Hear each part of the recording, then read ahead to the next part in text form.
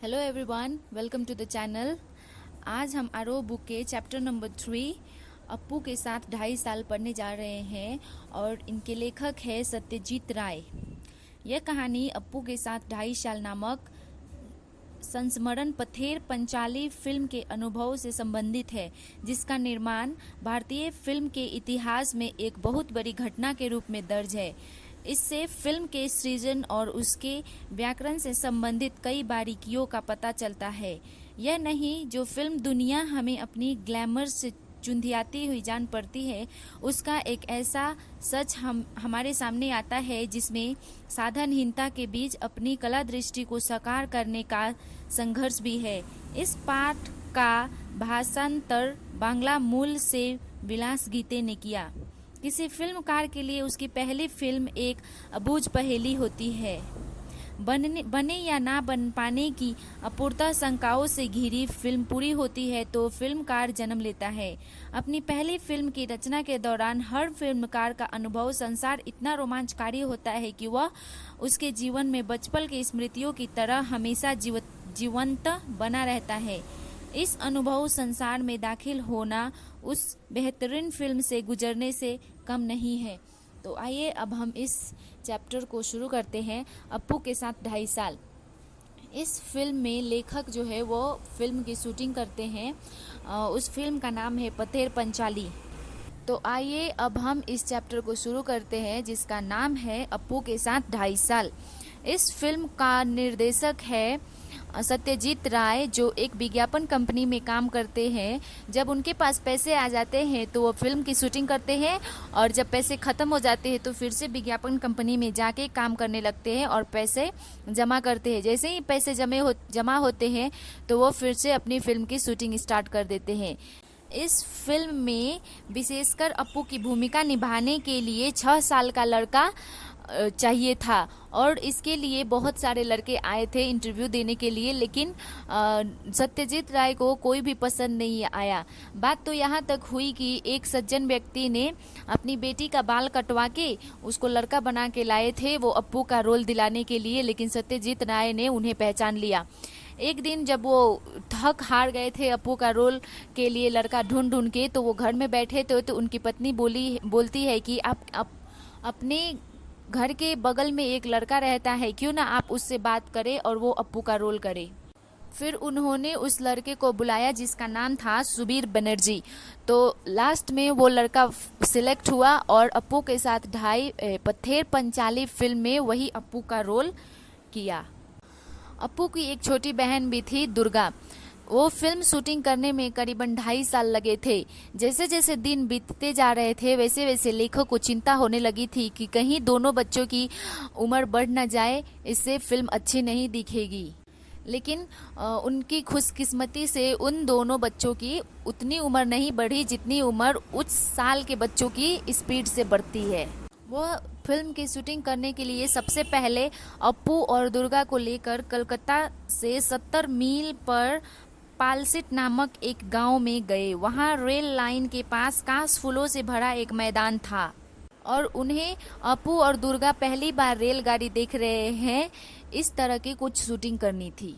Shooting एक दिन में कंप्लीट नहीं होती, इसलिए उन लोगों ने 2 दिन, कम से कम 2 दिन तो लगेगा। तो पहले दिन में उन लोगों ने आधा शूटिंग कर ली थी और अगले दिन का शूटिंग रात को आए वापस और खाना पीना खा के सो गए। अगले दिन की शूटिंग के जब वहाँ पे गए तो वहाँ पे कुछ अलग ही दिखा। जब वो 7 दिन बाद फिर उस जगह पर गए शूटिंग करने के लिए तो वहाँ पे कुछ अलग ही दृश्य था। पता चला कि वहाँ काश फूल के जो खेतों बगीचे भरे पड़े थे वहाँ उसे सब जानवरों ने खा लिया है। और अगर वो लोग फिर से उसे शूट करते तो पहले सीन से दूसरे सीन का मैच नहीं होता। तो इसलिए उन लोगों ने सोचा कि अब सर्दी के मौसम में ही उसे शूट कर सकते हैं, जब वहाँ पे कसफूल फिर से निकलेंगे। तो वो शूट करने के लिए उन लोगों ने अगले शरद ऋतु तक इंतज़ार किया। फिर वो जब मैदान कसफूलों से भर गया था तब उन लोगों ने वो शूट कंप्लीट किया। फिर रेलगाड़ी के लिए उन लोगों ने 3 रेलगाड़ियों का उपयोग किया। लेकिन वो फिल्म जब देखते हैं पथेर पंचाली तो किसी को शक नहीं होता है कि उसमें उन लोगों ने 3-3 रेलगाड़ियों का इस्तेमाल किया था। उस फिल्म में अप्पू और दुर्गा के एक कुत्ता है जिसका नाम भूलो है, उसका भी उल्लेख किया गया है। उन लोगों ने कुत्ता के भूलो के साथ भी एक शूटिंग करने का सोचा। अप्पू की माँ सर्वज्ञा अप्पू को भात खिला रही होगी और उसी समय कुत्ता अप्पू को देख रहा होगा, और जब अप्पू भात नहीं खाएगा तो वो भात कुत्ते को डाल देगी और कुत्ता खाएगा। लेकिन जब उन लोगों ने शूट की तैयारी की तो उस दिन वो शॉट नहीं ले सके, क्योंकि उस दिन सूरज की रोशनी ढल चुकी थी और काफ़ी अंधेरा छा गया था। 6 महीने बाद फिर से जब लेखक के पास पैसे आए तो वो फिर से बोडाल गांव में उस सीन का शॉट करने के लिए गए, तो पता चला कि उनका जो भूलो कुत्ता था वो मर चुका था। तो वो सीन के लिए एक पता चला कि एक गांव में एक और कुत्ता है जो बिल्कुल से मिलता जुलता भूलो से मिलता जुलता था। तो फिर उस कुत्ते को बुलाया गया और उसके मालिक को निर्देश दिया गया कि ऐसा ऐसा करे। इसमें भूलो की विशेषता भी बताई गई है कि वो उसका शरीर जो था वो बादामी था, उसकी दुम का छोर भी भूलो की दुम की छोर जैसा ही सफ़ेद था। फिर ये कैसे कैसे करके ये फिल्म की शूटिंग हुई, ये सीन की शूटिंग हुई, और देखने वाले को पता भी नहीं चला कि उस फिल्म में एक कुत्ते की जगह 2-2 कुत्ते की इस्तेमाल की गई थी। फिर उन लोगों को एक और शूटिंग करनी थी जहां अप्पू और दुर्गा एक मिठाई वाले को देखते हैं और वहाँ पे वो मिठाई को देख के मन ललचाते हैं और फिर वो दोनों दौड़ते हैं। तो उसके पीछे पीछे वो कुत्ता को भी दौड़ना था, लेकिन वो कुत्ता नहीं दौड़ पाया। लास्ट में उन लोगों ने दुर्गा के हाथ में थोड़ी सी मिठाई दी, जिसे वो जो भूलो का रोल निभा रहा होता है कुत्ता, उसको दिखाती है थोड़ा सा। इससे वो कुत्ता पीछे पीछे दौड़ते हुए जाता है। इससे वो भी शॉट कंप्लीट हुआ। आखिर में उन लोगों को एक बारिश का सीन करना था और ये सब सीन करते करते वो करीबन अक्टूबर महीने में पहुंच गए थे, जहां बारिश तो होती नहीं है, इसलिए उन्हें कुछ और इंतज़ार करना पड़ा। एक दिन शरद ऋतु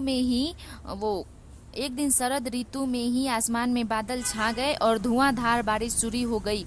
उसी बारिश में भीगकर दुर्गा भागती हुई आई और उसके पैर के नीचे भाई के पास आसरा लिया। भाई बहन एक दूसरे से चिपक कर बैठे। दुर्गा कहने लगी, नेबूर पता करमचा हे विष्ठी गरेजा। बरसात ठंड। अप्पू का बदन खुला प्लास्टिक के कपड़े से ढके। कैमरे का आंख लगाकर देखा तो वह ठंड लगने के कारण सिहर रहा था।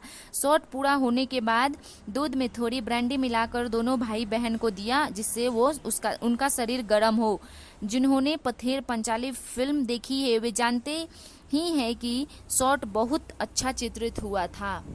शूटिंग की दृष्टि से गोपाल ग्राम की तुलना में बोडाल गांव हमें अधिक उपयुक्त लगा। उन लोगों को बोडाल गांव सबसे ज़्यादा उपयुक्त लगा। वहाँ पे अप्पू दुर्गा का घर, अप्पू का स्कूल, गांव के मैदान, खेत, पुकुर, आम के पेड़, बांस की झुरमुट, ये सब चीज़ें जो थी वो बाडोल गांव में ही मिल गई थी उन्हें। उन लोगों को गांव में एक बहुत ही सज्जन व्यक्ति मिले जिनको वो सुबोध दा कहकर पुकारते थे। वो करीबन 60-65 साल के थे।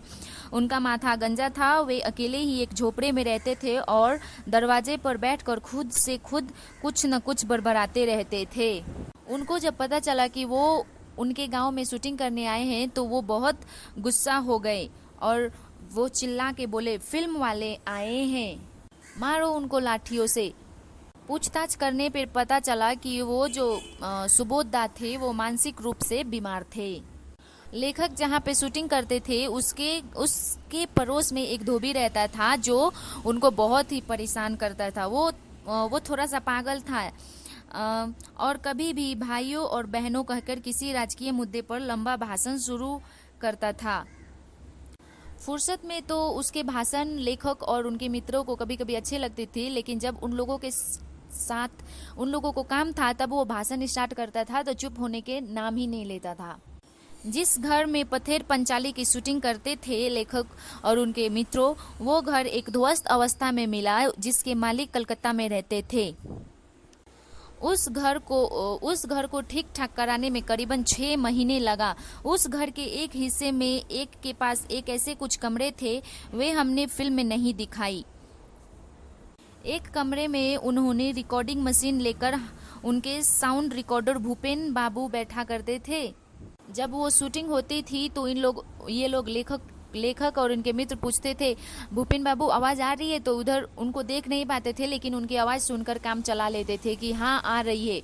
एक दिन ऐसे ही शूटिंग करते करते बोले, भूपेन बाबू आवाज आ रही है? तो उनको आवाज थोड़ी सी भी आवाज नहीं आई उस रूम से। तो वो लोग जाके देखे उस रूम में, तो उस रूम में गए तो उस रूम में एक सांप खिड़की से नीचे उतर रहा था, और सांप को देखकर भूपेन बाबू सहम गए थे और उनकी बोलती बंद हो गई थी। जब उन लोगों ने सोचा कि चलो सांप को मार देते हैं, तो वहाँ के स्थानीय लोग ने कहा कि नहीं, इसे आप मत मारिए, यह वास्तु सर्प है और वो बहुत दिनों से वहाँ आ जा रहा था। फिर उन लोगों ने उस सांप को वास्तु सर्प सोचकर छोड़ दिया।